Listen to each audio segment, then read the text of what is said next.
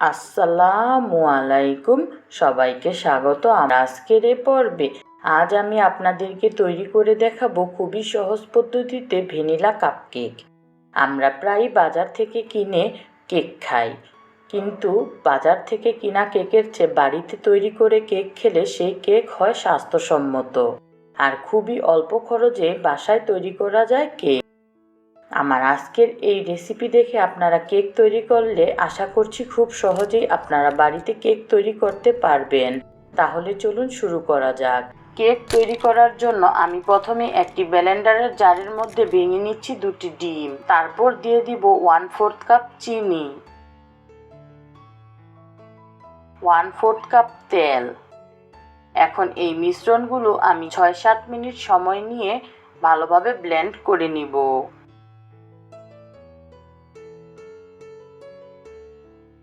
মিশ্রণটা আমি একটি মিক্সিং বোলের মধ্যে ঢেলে নিচ্ছি। ব্লেন্ড করার পর আমার মিশ্রণটা দেখতে এরকম হয়েছে। তারপর আমি নিয়ে নিচ্ছি একটা স্ট্রেনারের মধ্যে নিয়ে নিব 1/2 কাপ ময়দা, 1 চা চামচ বেকিং পাউডার। এখন এই শুকনো উপকরণগুলো আমি ভালোভাবে চেলে নিচ্ছি।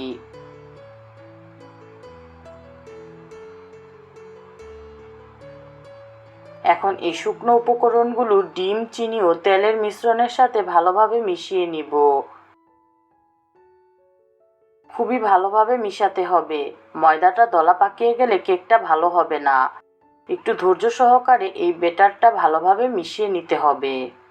তারপর আমি দিয়ে দিব অল্প পরিমাণে ভ্যানিলা এসেন্স। এই ভ্যানিলা এসেন্স দেওয়ার ফলে কেকের মধ্যে যে ডিম দিয়েছি ওই ডিমের গন্ধটা চলে যায়। এখন ঢাকনা দিয়ে রেখে দিব 30 মিনিটের জন্য। 30 মিনিট পর আমার ব্যাটারটা দেখতে এরকম হয়েছে। আমার কেকের ব্যাটারটা কীরকম হয়েছে আমি আপনাদের দেখিয়ে দিচ্ছি। কেক তৈরির জন্য এটাই হচ্ছে পারফেক্ট ব্যাটার। আমি আজকে আপনাদেরকে বাজারে যে ওয়ান টাইম গ্লাস কিনতে পাওয়া যায়, আমি আজকে ওই গ্লাসের মধ্যেই কেক তৈরি করে দেখাবো। আপনারা বাড়িতে চা খেতে যে কাপ ব্যবহার করেন ওই কাপের মধ্যেও এই কেকটা তৈরি করতে পারেন। আমার চ্যানেলেই চায়ের কাপে কেকের রেসিপি আছে, আমি ডেসক্রিপশনে রেসিপির লিংক দিয়ে দিব, আপনারা চাইলে ওই রেসিপিটাও দেখে আসতে পারেন। আমি এখন সবগুলো কাপের মধ্যে তেল ব্রাশ করে নিচ্ছি। এরপর আমি একটি মেজারমেন্ট কাপ দিয়ে মেপে কেকের ব্যাটার সবগুলো কাপের মধ্যে ঢেলে দিচ্ছি।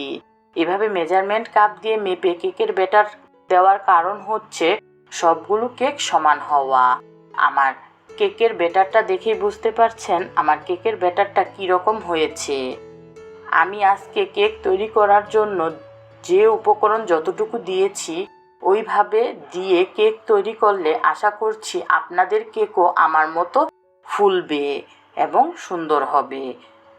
আর কেকের মধ্যে যে যে সমস্যায় পড়বেন আপনারা, ওই সমস্যাগুলো আমার কমেন্টে বললে আমি আপনাদেরকে সমস্যার সমাধান দেওয়ার চেষ্টা করব। আমার সবগুলো কাপের মধ্যে 1/4 কাপ করে 2 বার দিতে হয়েছে কেকের ব্যাটার।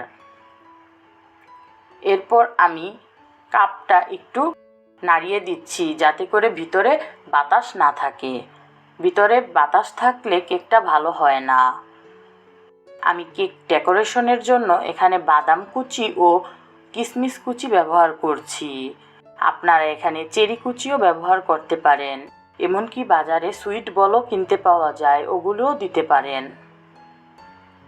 এভাবে কেক তৈরি করে আপনারা আপনাদের বাচ্চাদের দিলে আশা করছি আপনাদের বাচ্চারা খুবই পছন্দ করবে এবং একবার খেয়ে বারবার আপনার কাছে বায়না করবে বাসায় তৈরি করে দেওয়ার জন্য। এখন আমি একটি প্যানের মধ্যে কেকগুলো বসিয়ে ঢাকনা দিয়ে ঢেকে দিচ্ছি। ঢাকনার মধ্যে কোনো ছিদ্র থাকলে তা টিস্যু পেপার দিয়ে বন্ধ করে দিবেন। আমি কেকটাকে 15-20 মিনিটের জন্য ঢেকে রাখবো। এই 15-20 মিনিট সময়ে আমার কেকটা তৈরি হয়ে যাবে। কেক তৈরি করার জন্য আমি চুলার আঁচটা কীরকম নিয়েছি আপনাদের দেখিয়ে দিচ্ছি। 15-20 মিনিট পর আমার কেকটা হয়েছে কিনা আমি একটি টুথপিকের সাহায্যে চেক করে নিচ্ছি। আমার কেকটা হয়ে গেছে। কেকটা যদি না হতো তাহলে টুথপিকটা একটু ভিজা ভিজা থাকতো।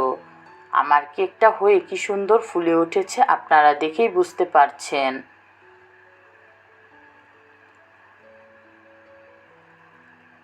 আমি এখন এই কেকগুলো নামিয়ে নিচ্ছি। আমার রেসিপি ফলো করে আপনারা কেক তৈরি করলে আশা করছি আপনাদের কেকও পুরো পারফেক্ট হবে। এখন আমি একটি ছুরির সাহায্যে কেকটা একটু আলগা করে নিচ্ছি। তারপর পিছন দিয়ে একটু বাড়ি মারলেই কেকটা ওয়ান টাইম গ্লাস থেকে বের হয়ে আসবে। আমি কিভাবে কেকটা বের করে নিচ্ছি আপনারা দেখেই বুঝতে পারবেন। আমি এভাবে সবগুলো কেক বের করে নিচ্ছি। আমার কেকটা তলা থেকেও কি সুন্দর পোড়া লাগেনি আপনারা দেখেই বুঝতে পারছেন, এবং ওয়ান টাইম গ্লাসটারও কিছু হয়নি। আমার আজকের এই রেসিপি আপনাদের ভালো লাগলে অবশ্যই লাইক, শেয়ার এবং কমেন্ট করে জানাবেন, এবং আমার চ্যানেলের ভিডিও সবার আগে পেতে আমার চ্যানেলটি সাবস্ক্রাইব করে রাখার অনুরোধ থাকবে। আর যারা অলরেডি সাবস্ক্রাইব করে ফেলেছেন তাদেরকে অসংখ্য ধন্যবাদ। আল্লাহ হাফেজ।